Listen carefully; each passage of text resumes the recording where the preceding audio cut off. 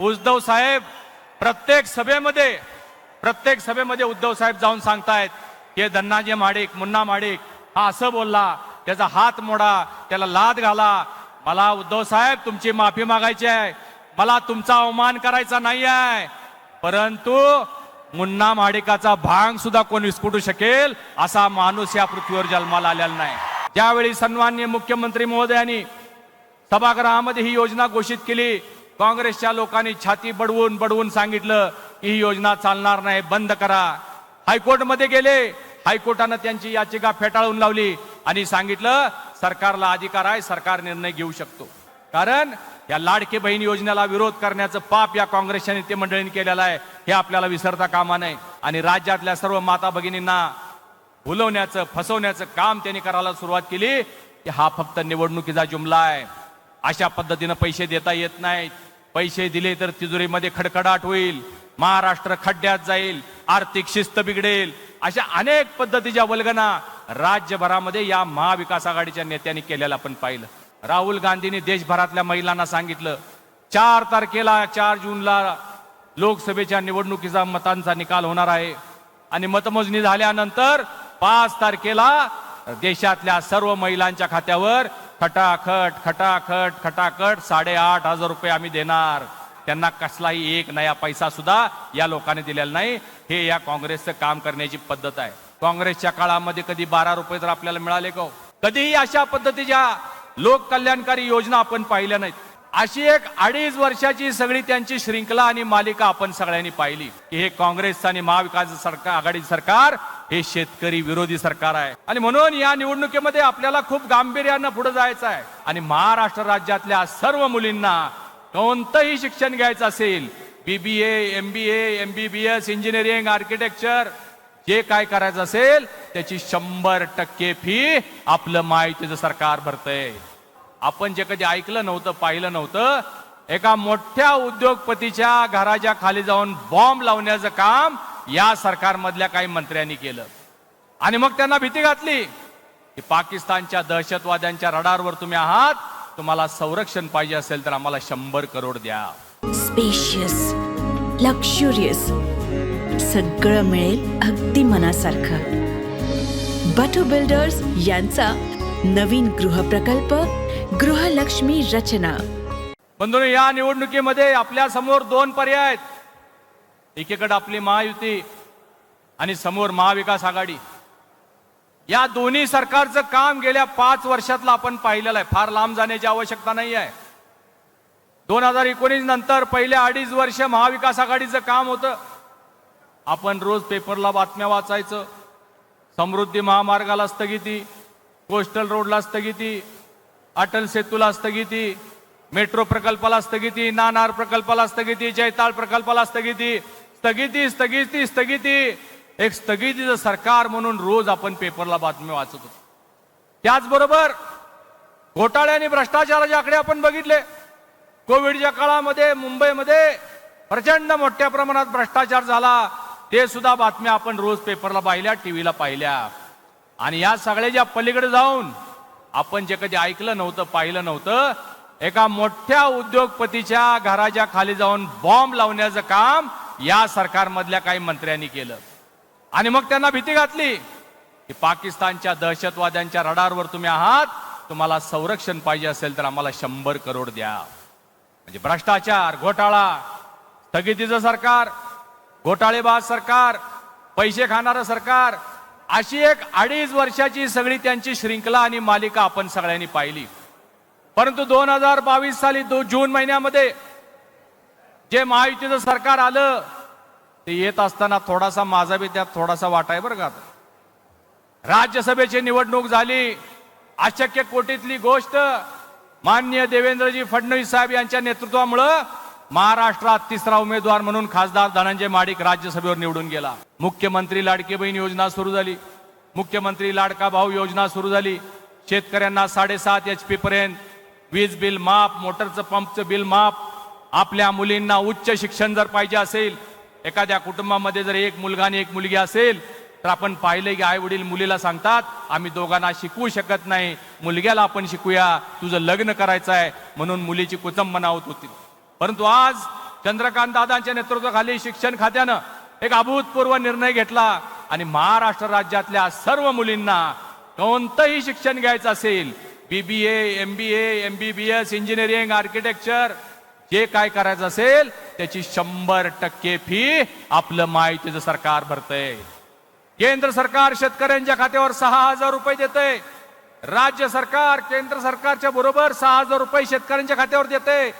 12,000 रुपये आपल्या शेतकऱ्यांना मिळत आहेत. काँग्रेसच्या काळामध्ये कधी 12 रुपये तर आपल्याला मिळाले का? कधीही अशा पद्धतीच्या लोककल्याणकारी योजना आपण पाहिल्या नाहीत. आणि म्हणून या निवडणुकीमध्ये आपल्याला खूप गांभीर्यानं पुढे जायचं आहे, खूप गांभीर्यानं. कारण या लाडके बहीण योजनेला विरोध करण्याचं पाप या काँग्रेसच्या नेते मंडळींनी केलेलं आहे, हे आपल्याला विसरता कामा नये. तुमच्या लक्षात आहे का? बघा, ज्यावेळी सन्माननीय मुख्यमंत्री महोदयांनी सभागृहामध्ये ही योजना घोषित केली, काँग्रेसच्या लोकांनी छाती बडवून बडवून सांगितलं की ही योजना चालणार नाही, बंद करा. हायकोर्टमध्ये गेले, हायकोर्टानं त्यांची याचिका फेटाळून लावली आणि सांगितलं सरकारला अधिकार आहे, सरकार निर्णय घेऊ शकतो. नागपूर खंडपीठामध्ये परत त्यांनी तक्रार केली आणि राज्यातल्या सर्व माता भगिनींना भुलवण्याचं फसवण्याचं काम त्यांनी करायला सुरुवात केली की हा फक्त निवडणुकीचा जुमला आहे, अशा पद्धतीनं पैसे देता येत नाहीत, पैसे दिले तर तिजोरीमध्ये खडखडाट होईल, महाराष्ट्र खड्ड्यात जाईल, आर्थिक शिस्त बिघडेल, अशा अनेक पद्धतीच्या वल्गना राज्यभरामध्ये या महाविकास आघाडीच्या नेत्यांनी केलेला आपण पाहिलं. परंतु प्रत्यक्षात ज्यावेळी 7,500 रुपये आमच्या माता भगिनींच्या खात्यावर आले त्यावेळी या महाविकास आघाडीच्या नेत्यांच्या पायाखालची वाळू सरकली. आता काय म्हणतात? आता काँग्रेसचा जो जाहीरनामा आलाय त्या जाहीरनाम्यामध्ये म्हणतात की आम्ही आता तुम्हाला 3,000 रुपये देऊ. म्हणजे 1,500 रुपये देताना तिजोरीत खडखडाट होतो, 1,500 रुपये देताना आर्थिक शिस्त बिघडते, 1,500 रुपये देताना महाराष्ट्र खड्ड्यात जातो. 3,000 रुपये तुम्ही कसे देणार आहात? कुठून देणार आहात? हे आपल्याला प्रश्न त्यांना विचारावा लागेल. काँग्रेसची रणनीती कायमची आहे. तुमच्या लक्षात आहे का? बघा, लोकसभेला सुद्धा अशाच पद्धतीनं खोटा नरेटिव्ह त्यांनी सेट केला. संविधान बदलणार म्हणून लोकांना सांगितलं, लोक त्याला फसले. स्वतः राहुल गांधींनी देशभरातल्या महिलांना सांगितलं 4 जूनला लोकसभेच्या निवडणुकीचा मतांचा निकाल होणार आहे आणि मतमोजणी झाल्यानंतर 5 तारखेला देशातल्या सर्व महिलांच्या खात्यावर खटाखट खटाखट खटाखट 8,500 रुपये आम्ही देणार. महिलांनी रांगा लावून त्या लोकांना मतदान केलं आणि 5 तारखेला याच महिला रांगा लावून बँकेच्या समोर गेल्या. त्यांना कसलाही 1 नया पैसा सुद्धा या लोकांनी दिलेला नाही. हे या काँग्रेसचं काम करण्याची पद्धत आहे. लोकांना फसवायचं, दिशाभूल करायची, हेच कायमचं त्यांचं सूत्र आहे. आज आपण पेपरला पाहिलं असेल, आज फ्रंट पेजवर सगळीकडे बातम्या आलेल्या आहेत. काँग्रेसनं सांगितलं की खूप मोठ्या प्रमाणात महागाई वाढली. त्यांनी सांगितलं 2012 साली म्हणजे 12 वर्षापूर्वी तांदळाचा दर 26 होता, तो आता 40 झालाय. गहू 22 रुपये होता, तो आता 30 रुपये झालाय. बटाटा 12 रुपये, राहुल गांधींचा आवडता विषय, बटाटा 12 रुपये होता, तो आता 27 झालाय. साखर 28 होती, ती आता 42 झाली. बंधूंनो, प्रत्येक वर्षी महागाईचा जो दर असतो तो 8.33% वाढत असतो. मला सांगा, 12 वर्षानंतर सुद्धा ह्या सगळ्या शेतीच्या उत्पादनांना जर आपण न्याय नाही देऊ शकलो तर चालेल का? यावरून सगळ्यावरून लक्षात येतंय की हे काँग्रेस आणि महाविकास आघाडी सरकार हे शेतकरी विरोधी सरकार आहे. आपल्याला याची कल्पना असली पाहिजे, आपल्याला जाणीव असली पाहिजे. कोल्हापूर जिल्ह्यामध्ये आज महायुतीचे 10 उमेदवार उभे आहेत. बंधू भगिनींनो, आपल्या समोर काँग्रेसचा आहे. काँग्रेसची अवस्था अशी झालेली आहे की आज त्यांच्याकडे कुठलाही प्रचाराचा मुद्दा राहिलेला नाही. तुमच्या लक्षात आहे बघा, कालच सांगलीचे एक मंत्री, माजी मंत्री विश्वजित कदम नावाचे एक मंत्री, काल त्यांनी भाषणामध्ये जाहीर सभेमध्ये सांगितलं की मी जर बंटी पाटलासारखा वागलो तर या जिल्ह्यामध्ये कुठलाही पक्ष शिल्लक राहणार नाही. याचा अर्थ काय? याचा अर्थ बंटी पाटील हे खुनशी आहेत. ते कशा पद्धतीचं राजकारण करतात, मित्र पक्षांना कसं संपवतात, हे स्वतः कोण सांगतंय? स्वतः सांगतात काँग्रेसचे नेते विश्वजित कदम साहेब सांगतायत.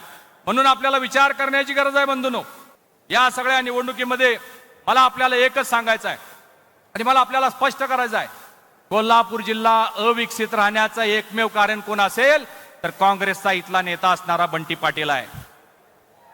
15 वर्ष त्यांच्याकडे महापालिकेची सत्ता आहे. 4 आमदार त्यांचे या ठिकाणी होते. सगळं असताना सुद्धा कोल्हापूरला ते काही भरीव काम करू शकले नाहीत, कुठलाही मोठा प्रकल्प आणू शकले नाहीत. 2 मेहरबाने आपल्यावर मोठ्या केलेल्या आहेत त्यांनी, ते आपल्या उरावर टाकलेले आहेत. एक म्हणजे IRBचा प्रकल्प त्यांनी आणला होता, तुमच्या लक्षात असेल, जो टोल लादला गेला होता. आपण सगळ्यांनी कोल्हापूर जिल्ह्यातल्या तमाम लोकांनी त्यांना विरोध केला, मोठ्या प्रमाणात विरोध केला. ND पाटील साहेब, स्वर्गीय ND पाटील साहेब त्याचं नेतृत्व करत होते. एवढा असताना सुद्धा याच बंटी पाटलांनी टोल नाक्यावर जाऊन 3 टोलच्या पावत्या फाडल्या. खरं पाहता आमदारांना, खासदारांना, मंत्र्यांना टोल नसतो, परंतु त्या टोलचं समर्थन करून त्यांनी सिद्ध केलं की ते सूर्याजी पिसाळ आहेत. आणि त्याचबरोबर थेट पाईपलाईन 14 वर्षापूर्वी याच ग्राउंडवर त्यावेळेचे तत्कालीन असणारे मुख्यमंत्री पृथ्वीराजजी चव्हाण साहेब यांच्या समोर त्यांनी शपथ घेतली होती की 2.5 वर्षामध्ये थेट पाईपलाईन नाही झाली तर मी भविष्यात कुठलीही निवडणूक लढवणार नाही.